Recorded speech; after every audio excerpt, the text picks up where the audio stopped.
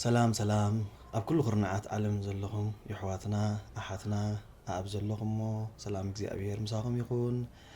سلامكم من داتا مننا إنا زلنا نلوم دما إذن لكم متسينا زلنا مجم سب كوينو أب حقوس أب حزن أب حمام أب تعنا ندا نبرن ندا تمالا لسان يزنبر سلازي نلوم خاء منالباش زحقوس هيكونن جن حق تفطرو خاص لزخنا كلاتنا كنحمم كنودق كلنا تقبلنا خما يجرنا خودقتنا نتنس كاب حمامنا نفوس إنا نحسب نقالسن بفلاي كم حبرتسب زلنا صبق صقا تحقاقيزنا نزودقنا العل نزحمم نفوس مخنا زي تزعبي صقا امو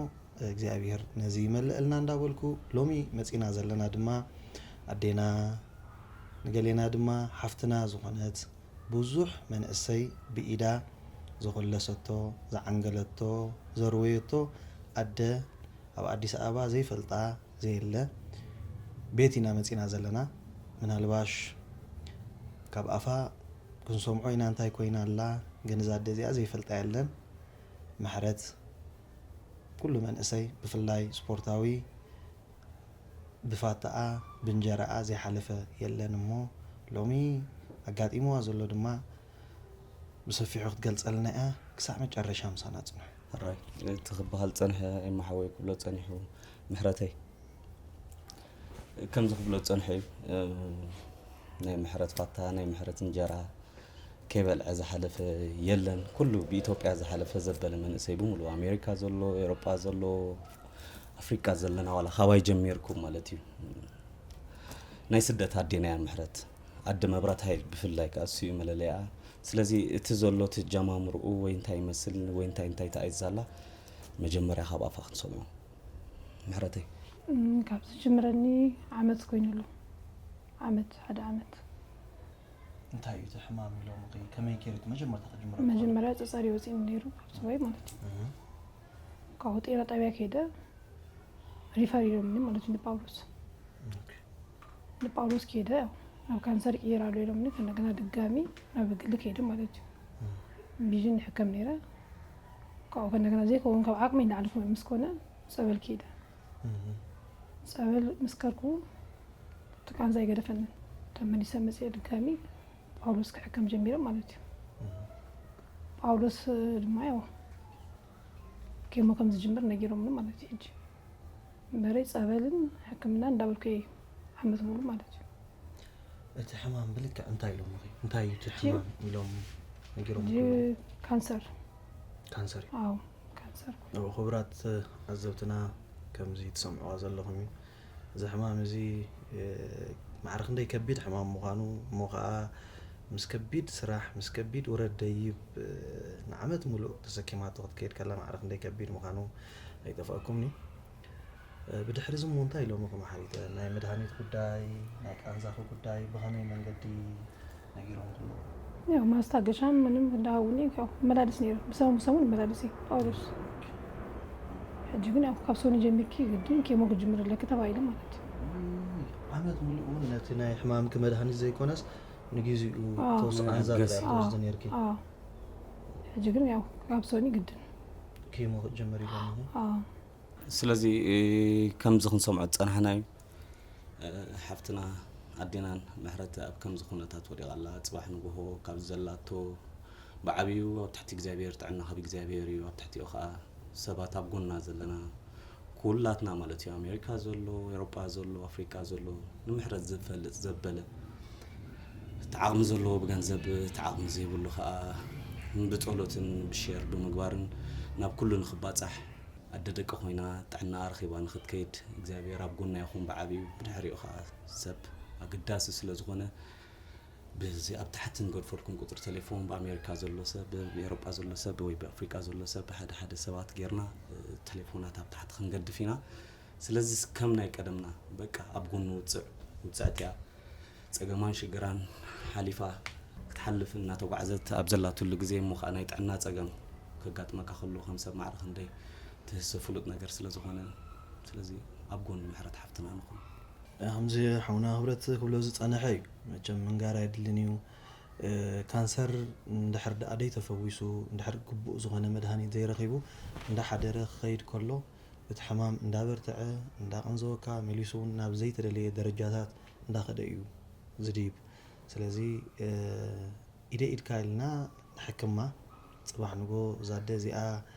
ናይ ብዙሓት መናእሰያት ኣደ ከም ምዃና ከምኡ ኮይና ከዓ ክትቅፅለልና ንደቃ እውን ኣደ ኮይና ከተዕብዮም መታን ውላድ ወሊዳ ኣላ ካብ ንእሽተይ ወዲ 2 ዓመት ክሳብ ዝለዓለ ወዲ 17 20 ዓመት ዝወለደት እያ ስለዚ እዞም ህፃናት እዚኦም እዞም ደቂ እዚኦም እውን ፅባሕ ንጎ መፃእ ኣለዎም ራእ ኣለዎም ተስፋ ዘለዎም እዮም ስለዚ ናይ ኣደ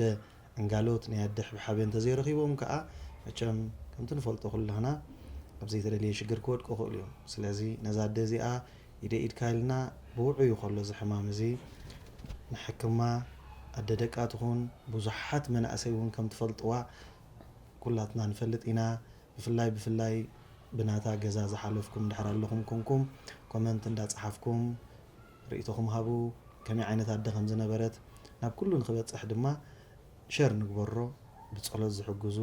ብሸር ዝሕግዙ ብገንዘብ ዝሕግዙ ድማ እግዚኣብሔር ዘውፃኹሞ ተካኣልኩም ክንብለኩም ንፈቱ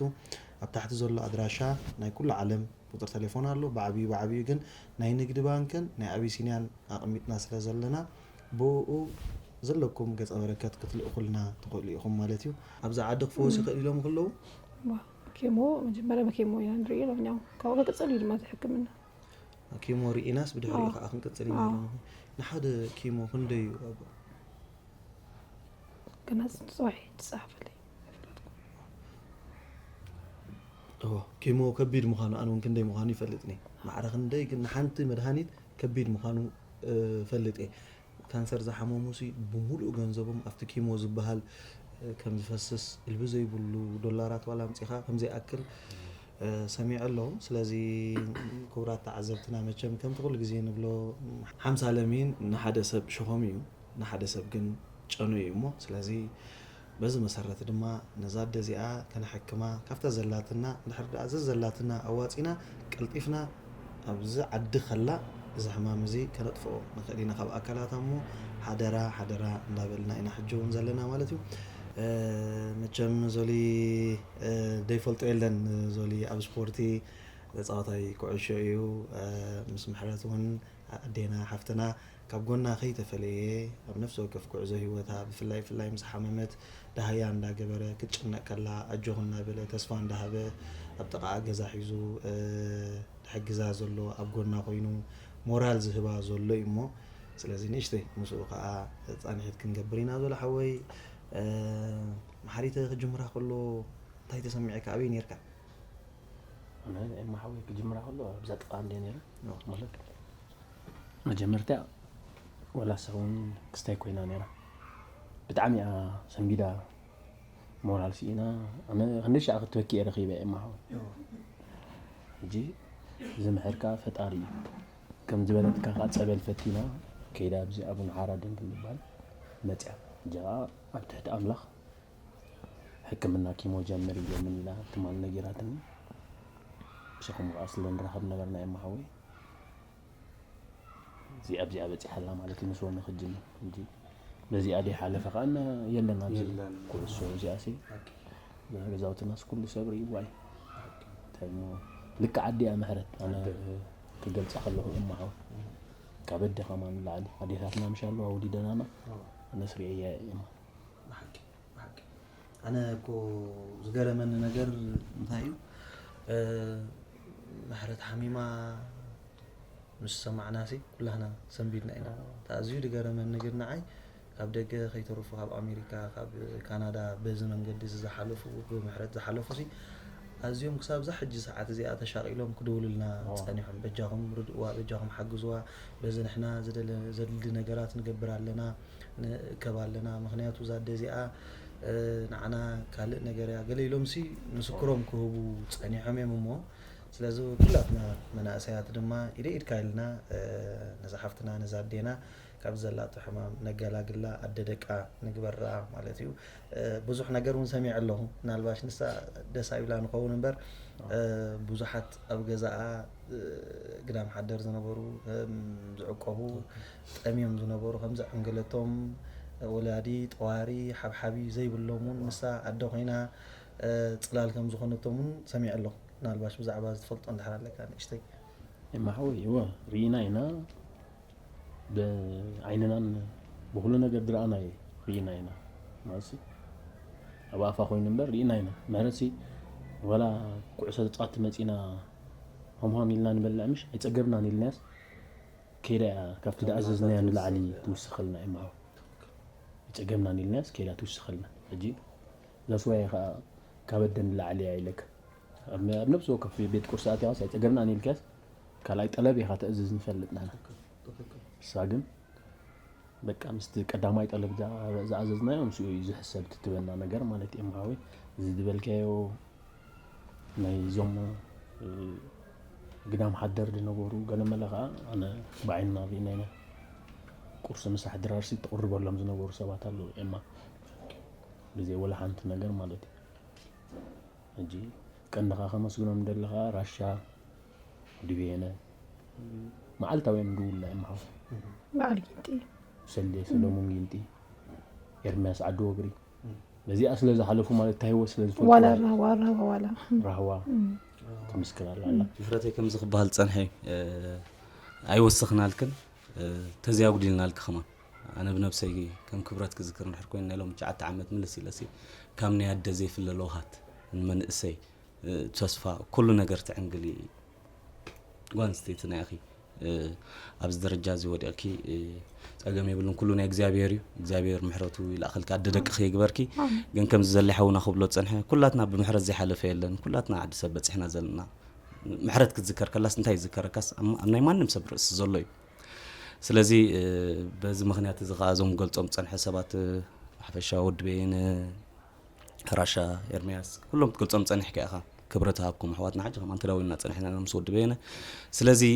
ኢደ ኢድካ እናበልና ኣብ ጎኒ ዝሓፍትና ንኹን ኣደደቀ ኮይና ንክትቅፅል ብዓብዪቱ ምሕረት ካብ እግዚኣብሔር እዩ የማሓወይ ዝተረፈት ኣሎ ወላ ዝተረፈ የለን በቃ ሕጂ እውን ንሱ ኢና ክንደጋግሞ እዛ ኣደ እዚኣ እዛ ሓፍቲ እዚኣ እንታይ ዓይነት ሰብ ከም ዝኾነት ርኢና ኣለና ወለዲ እንታይ እዮም ዝብሉ ንዋሃቢ ፀባ ሲክላእ ዶ ማይ ጨባን እዮም ዝብሉ ፀባ ልግዐ ዝኾነት ዝሃበት ድማ መቸም ካፍታ ዘላትና ማይ ጨባ ትኹን ዋላ ጥሪት ማይ ትኹን ዘላትና ዓቕምና ንሓግዛ እሞ እዛ ኣደ እዚኣ ፅባሕ ንጎ ከዓ ደልዲላ ንካልኦት ኣሕዋትናን ንደቃን ኮይና ክንሪኣ መታን ኢደ ኢድካ ንበል ኣብ ታሕቲ ዘሎ ኣድራሻ ብምውካስ ብዘይ ቅድሚ ኩነት ነቲ ዘለና ሓገዝ ኣብኡ ነበርክቶ ማለት እዩ